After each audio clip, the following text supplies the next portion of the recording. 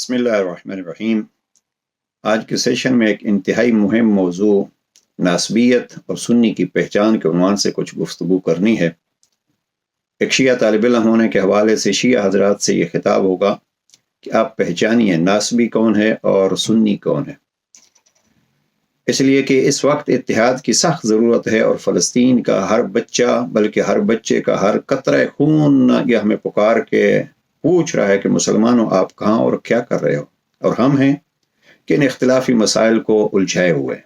لہذا ایسی ضرورت کے باوجود بھی اگر کوئی اختلافات میں ایک دوسرے کو ڈالتا ہے تو شیعہ کو بھی ہوشیار رہنا چاہیے اور اہل سنت کو بھی ہوشیار رہنا چاہیے۔ اہل سنت کے پلیٹ فارم سے ناسبیت فعال ہے اور تشیع کے پلیٹ فارم سے بھی کافی حد تک حسن اللہ یاری جیسے افراد اور حبیب یاسر جیسے افراد ان اختلافات کو ہوا دینے میں مشغول ہیں۔ گزارش یہ ہے کہ بزرگان کا جیسے آیت اللہ سیستانی و آیت اللہ خامنئی جیسی شخصیات در دیکھیے اور ان کے فرامین کو پہچانیے کہ یہ اتحاد کو کتنا مہم سمجھتے ہیں۔ اور میں جو گزارش خصوصیت کے ساتھ اس سیشن میں کرنا چاہتا ہوں، ناسبیت کی پہچان اس دور میں بڑی آسان ہو گئی ہے، اور یہ میں نہیں کہہ رہا بلکہ ناسبیت کی پہچان اگر کرنی ہے، ہمارا 100 اختلاف صحیح جناب مرزا محمد علی انجینئر صاحب سے، لیکن انہوں نے ایک پیپر لکھا ہے اور اس پیپر کو انہوں نے واقعہ کربلا کا حقیقی پس منظر 72 صحیح الاسناد احادیث کی روشنی میں، یہ بڑا مہم انہوں نے پیپر لکھا ہے اور اس پہ انہوں نے 72 احادیث بیان کی ہیں، جس کا خلاصہ یہ ہے کہ اہل بیت کی عظمت کو انہوں نے بیان کیا ہے اور اہل بیت کی محبت کو اور بالخصوص حدیث ثقلین کو مثلا انہوں نے کس انداز سے پیش کیا۔ ایک جملہ اس کا نقل کر دوں کہ جناب پیغمبر اکرم فرماتے ہیں، میرے اہل بیت، میں تمہیں اپنے اہل بیت کے متعلق اللہ کا خوف یاد دلاتا ہوں، میں تمہیں اپنے اہل بیت کے متعلق اللہ تعالیٰ کا خوف یاد دلاتا ہوں، میں تمہیں اپنے اہل بیت کے متعلق اللہ تعالیٰ کا خوف یاد دلاتا ہوں۔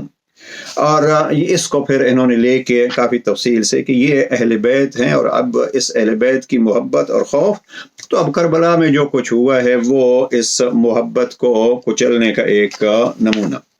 اور اس کے بعد اسی انداز سے جناب مولانا محمد اسحاق صاحب نے ایک اچھی کوشش کی ہے، اور انہوں نے، میں ان کا عزت و احترام کرتا ہوں اس بیس پہ کہ انہوں نے ناسبیت کو خوب واضح کیا، اور ان کی یہ کتاب جو ہے وہ اس موضوع پہ مقصد حسین بڑی واضح سی اور بڑی مہم سی کتاب ہے۔ اور میں کچھ مضامین دیکھ رہا تھا اور انشاءاللہ جو کوشش کریں گے آج اگر عرض کر سکے، نہیں تو کسی الگ سیشن میں۔ ایک موضوع ہے رأس میں، ان کا عنوان ہے ناسبیت کے روز بروز بڑھتے ہوئے خطرات۔ یہ ایک اہل سنت پروفیسر ہیں جناب پروفیسر اون محمد سعیدی مصطفی بہاولپور سے، انہوں نے یہ چند صفحات کا ایک مقالہ لکھا ہے، ان کی ویب سائٹ پہ موجود ہے urdu-mahfil.net، اور اس میں انہوں نے کوئی 22 نشاندہیاں کی ہیں۔ مجھے بہت پسند آیا انہوں نے جو موضوع لکھا۔ لکھتے ہیں کہ جب ناسبیت جو حالیہ ادوار میں ہی نہایت خاموشی سے اہل سنت میں پنجے گاڑتی پھر رہی ہے، اس کی طرف بہت سے احباب کی توجہ نہیں جا رہی۔ ہم اہل سنت کو متنبہ کرنا چاہتے ہیں کہ وہ ہمت کر کے نیم رافضیت کی طرح ناسبیت کے اس زہریلے خوشنما سانپ کا سر بھی پوری قوت کے ساتھ کچل دیں، ورنہ تھوڑے ہی عرصے بعد یہ ایک بہت بڑا اژدہا بن کر بے شمار لوگوں کے ایمان کو بری طرح نگل جائے گا اور ہم کچھ بھی نہ کر سکیں گے۔ دیکھیے یہ ہے پروفیسر اون محمد صاحب کی ایک درد۔ آئیے دیکھتے ہیں کہ ناسبیت کی کیا کیا علامات ہیں جن سے ہم اسے پہچان سکتے ہیں۔ 22 چیزیں لکھی انہوں نے۔ فرماتے ہیں ناسبیت بنیادی طور پر دفاع صحابہ کے نام پر اہل بیت کی شان گھٹانے کا نام ہے۔ دیکھیے اس پہ غور فرمائیے، ناسبیت بنیادی طور پر دفاع صحابہ کے نام پر اہل بیت کی شان گھٹانے کا نام ہے۔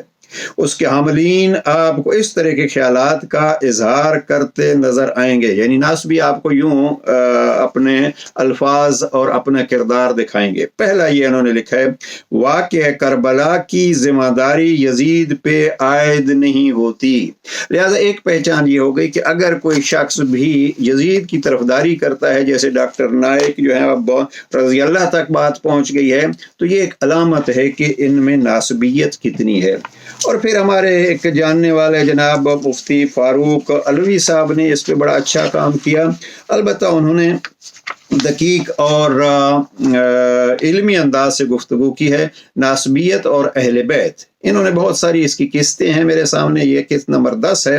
وہاں یہ لکھتے ہیں کہ حافظ ابن حجر اسقلانی نے نواسب کی یہی پہچان بیان کی ہے، لکھتے ہیں بغض علی و تقدیم غیر ہی علیہ، سیدنا علی کے ساتھ بغض اور ان پر دوسروں کو مقدم کرنا ناسبیت ہے۔ اور پھر آگے کتاب کا نام ہے نسب و ہدى الساری، اور پھر بہت سارے انہوں نے حوالے دیے ہیں۔ بہرحال انہوں نے علمی انداز سے اور لغت کے اعتبار سے نسب کا اور اس ناسبیت کا تعارف کرایا ہے۔ یہ بھی ایک جگہ پہ لکھتے ہیں کہ ناسبیوں کا کام کیا ہے، یہ حضرت امام حسین علیہ السلام کے قاتل یزید کا دفاع کرتے ہیں، لہذا حسینیت اور یزیدیت کے حوالے سے ایک طرف ناسبیت ہے اور ایک طرف محبان اہل بیت ہے۔ میں جو چیز عرض کرنا چاہتا ہوں اپنے جوانوں سے وہ یہ ہے کہ دیکھیے، ایک ہے اہل سنت برادران اور دوسری طرف ہے ناسبیت۔ فرق نہیں کریں گے تو اس میں ناسبی اپنے مشن میں کامیاب ہوگے۔ میرا اکثر نہج البلاغہ سے تعلق رہتا ہے۔ دیکھیے یہ کتاب ہے 20 جلدوں میں، سنی عالم دین نے شرح نہج البلاغہ لکھی ہے ابن ابی الحدید معتزلی۔ اب میں اس کی تفصیل میں نہیں جانا چاہتا، ورنہ جس انداز سے انہوں نے فضائل امیر المؤمنین بیان کیے ہیں ایک عام شیعہ اس کو بیان نہیں کر سکتا۔ یہ کئی دفعہ تذکرہ ہوا ہے، علامہ اقبال بھی ایک سنی اسکالر ہیں، اور دیکھیے مفکر پاکستان، مصور پاکستان، آپ ان کے حالات زندگی دیکھیے، انہوں نے خلفاء کے حوالے سے بھی عظمت لکھی ہے اور ان کے قصیدے اس میں لکھے ہیں، لیکن دیکھیے ایک اہل سنت نے کیا کچھ لکھا ہے جناب امیر المومنین کے بارے میں، خاندان اہل بیت کے بارے میں، اس پہ الگ کتابیں ہیں۔ تو یہ ایک اہل سنت ہے، تو ایسے افراد کی عزت آپ کا ہمارا فریضہ بنتا ہے۔ دلوں کو مرکز مہر و وفا کر، حریم کبریا سے آشنا کر، جسے نان جمی بخشی ہے تو نے، اسے بازو حیدر بھی عطا کر۔ یہ علامہ اقبال جیسوں کے اشعار ہیں۔ یا علامہ اقبال کا اگر فارسی کلام دیکھیے تو اس کلام میں آپ کو وہ نظمیں نظر آئیں گی جہاں علامہ اقبال جناب سیدہ کو عظمت کو پیش کرتے ہوئے فرماتے ہیں مریم از یک نسبت عیسیٰ عزیز، از سے نسبت حضرت زہرا عزیز، 19 اشعار اس میں کہیں۔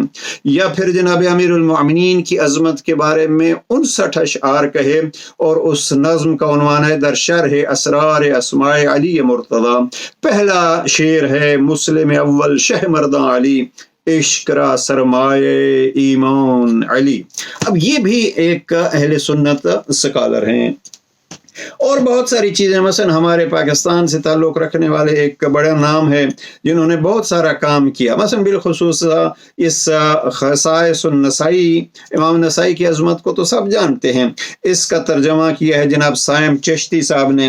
یا خود مثلا ایک کتاب جو ہے وہ میرے پاس چند کتابیں ہیں ان کی، جناب ڈاکٹر محمد طاہر القادری صاحب الدرۃ البیضاء فی مناقب فاطمۃ الزہرا، جناب سیدہ کی اور جناب امیر علیہ السلام کی، جناب امام زمانہ کی عظمت کس انداز سے انہوں نے بیان کی ہے۔ یہ ایک اچھے لکھنے والے ہیں علامہ قاری ظہور احمد فیضی صاحب، ان کی یہ کتاب جو میرے پاس ہے، بہت ساری ان کی کتابیں الصحابہ والطلقاء، انہوں نے اس کو پیش کیا ہے۔ یہ ایک ہمارے موجودہ دور کے اور ملنے ملانے والے یہ اسکالر ہیں جنہوں نے بہت کام کیا اور بہت محنت کی ہے، سنی کتب حدیث کے شیعہ رافضی راوی۔ اب یہ انہوں نے لکھی ہے، یہ ایک مصر سے ہیں، مثلا انہوں نے کتاب لکھی علی امام المتقین۔ یہ ایک مولوی حافظ محمد علی، یہ بڑی پیاری اور بہت ہی فضائل پہ ایک بھرپور کتاب ہے نفائس المنن۔ اب ایسی درجن کتابیں میرے پاس جو ہیں وہ موجود ہیں چھوٹی سی لائبریری میں، لیکن کم از کم میں کہہ سکتا ہوں کہ 2 درجن کتابیں اہل سنت علماء کی فضائل اہل بیت میں۔